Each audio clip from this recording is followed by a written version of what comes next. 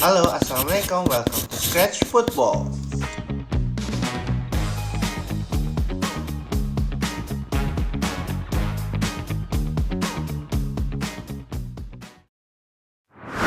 Halo guys, salam sehat semuanya. Kita hari ini ada membahas beberapa hal. Salah satunya yang lagi hot lagi nih, masalah STY salah strategi lah, atau STY salah line up lah gitu. Harusnya kita nggak usah banyak bahas ya, itu urusannya pelatih. Apapun yang dilakukan pelatih itu urusannya pelatih, itu yang terbaik saat itu. Dan kita boleh jadi pelatih online, tapi harus tahu batasan lah. Paling nggak kita kan nggak ngerti teknisnya gimana di lapangan, kondisi psikologis para pemain di lapangan tuh bagaimana, kita kan nggak tahu gitu loh. Makanya untuk saat ini lebih baik kita memberikan motivasi kepada pemain timnas dan pelatih. Toh selama ini apapun yang diambil keputusan oleh Sintayong tuh bisa dipertanggungjawabkan gitu. Tuh yang pertama ya, jadi udahlah, kita nggak usah terpicu oleh polemik itu. Ntar lagi kita akan melawan Jepang dan Arab Saudi di Jakarta dalam lanjutan kualifikasi round 3, kualifikasi Piala Dunia 2026 round 3. Mudah-mudahan mendapatkan hasil yang maksimal ya, dan tidak lagi ganti-ganti strategi lagi gitu. Apa ada yang baru, apa ada yang begini gitu, enggak. Jadi lawan Cina pun kemarin kayaknya udah oke gitu loh. Maksudnya ya Cinanya aja yang lebih oke gitu. Kita itu saat ini menjadi kuda hitam di grup C gitu.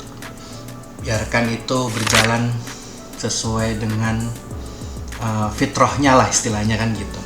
Udahlah, itu ujian buat kita. Kalau emang kita udah bener-bener diberikan kesempatan untuk lolos, ya berarti kita akan bisa lolos gitu, apapun caranya gitu. Itu yang pertama. Terus yang kedua soal Bahrain lagi nih. Bahrain setelah menghadapi kita di kandangnya, sekarang dia membalikkan omongan-omongan yang sudah kita lontarkan netizen kita nih, gue termasuk lo juga kan netizen gitu kan.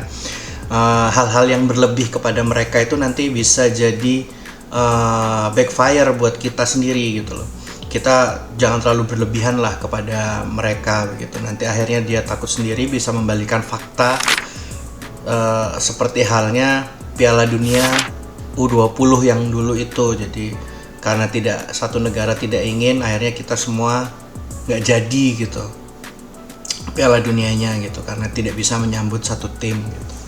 Nah itu paling tidak kita jagalah martabat bangsa dengan hal-hal yang lebih elok dan elegan kalau kita untuk mengkritik mereka gitu, memprotes kepada mereka gitu. Ya kita tidak melarang sih, cuman lebih humble aja kita gitu.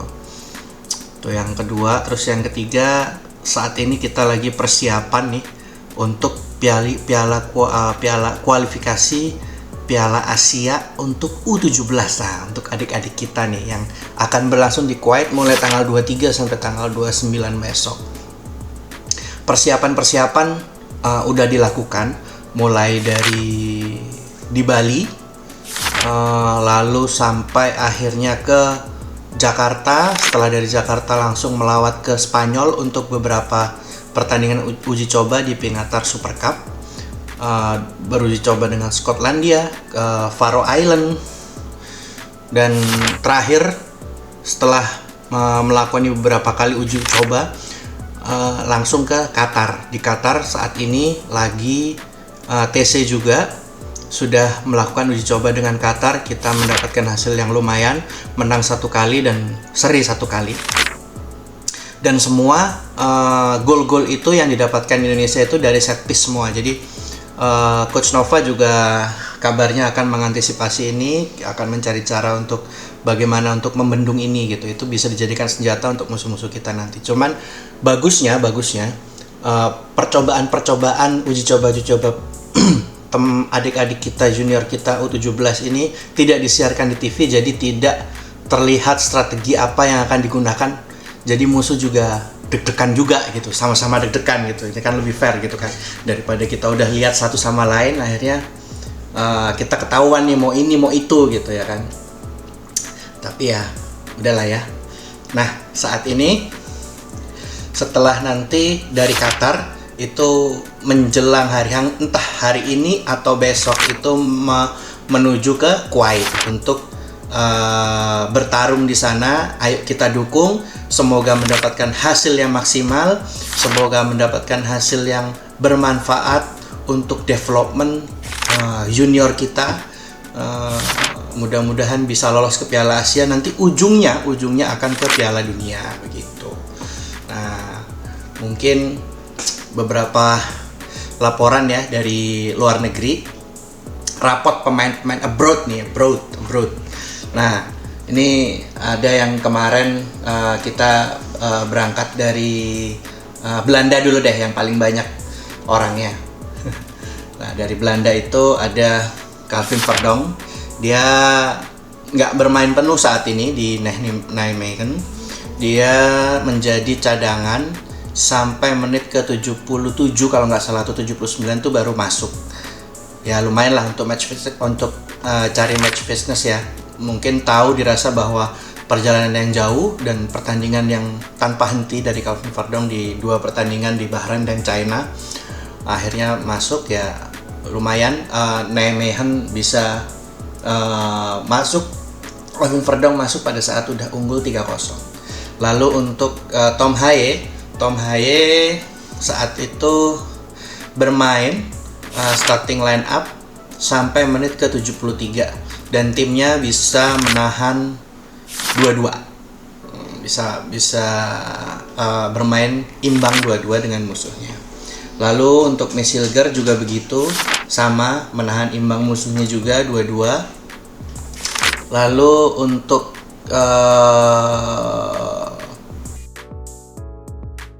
Eliano Renders ini bermain akhirnya setelah lama tidak bermain dari 3 kali pertandingan terakhir, akhirnya kemarin dimainkan, masuk dari bangku cadangan. Lalu siapa lagi ya? Tom Haye, Eliano, Mesilgers, Calvin Verdonk, lalu Ivar Jenner ini belum dimainkan. Jadi seperti halnya international break yang kemarin, pasti akan diistirahatkan 1 kali pertandingan. Cuman gue yakin nextnya akan dimainkan gitu. Lalu kita beralih ke Belgia. Di sana ada 3, ada Ragnar Ortmangun, ada Sean Patinama dan Sandy Walsh. Sandy Walsh tidak dimainkan sama sekali. Sean Patinama mendapatkan starting line up. Ragnar Ortmangun tidak masuk dalam tim sama sekali. Jadi tiga ini yang mendapatkan menit bermain hanya Sean Patinama ya. Lalu kita beralih ke Inggris. Nah, di Inggris nih ada star kita, Marcelino Ferdinand. Ini masih belum ada kejelasan di klubnya untuk bermain atau bagaimana, atau bermain di U21 atau bermain di reverse-nya tim Oxford, belum ada kabar. Lalu Nathan Choaon masuk daftar pemain yang di pertandingan itu, cuman tidak dimainkan, hanya di bangku cadangan. Nah, mungkin terus ke Amerika, ke Martin Paes belum dimainkan lagi ya. Dan bisa jadi akan segera berakhir kayaknya. MLS nih beda sendiri karena musimnya akan berakhir nih habis ini kayaknya kurang 3-2 tuh 2 pertandingan ya kalau nggak salah. Sebelum international break ini udah berakhir kayaknya. Coba deh ntar dicek lagi, oke? Nah, itu sih rapot-rapot dari yang abroad, yang diaspora. Asnawi, sorry, ada satu lagi tuh Asnawi yang bermain di Port FC. Port FC berhasil menang dengan kemenangan gol dari Asnawi. Coba bayangin, di antara hiruk pikuknya orang-orang itu lagi mengkritik Asnawi, bisa membuktikan bahwa dia masih bisa diperhitungkan untuk menjadi pemain timnas ya. Mungkin memang bukan harinya pada saat main dengan China, tapi bagus juga kok. Begitu waktu pada saat bermain dengan melawan China, Asnawi itu interceptnya, terus lalu serangan-serangan dari sayap itu dia kuasai. Tapi memang Cina ini belakang itu digrendel banget, nggak bisa kita nembus gitu. Jadi ya bukan kesalahan juga gitu loh. Ya entah taktik, entah pemain, entah ya semua itu kan namanya sepak bola itu kan tidak hanya satu orang ya kan. Semua stakeholder itu juga bertanggung jawab gitu loh. Jadi kita juga sebagai supporter, sebagai netizen harus tetap mendukung apapun yang terjadi ya kan. Kecuali kayak Erik ten Hag.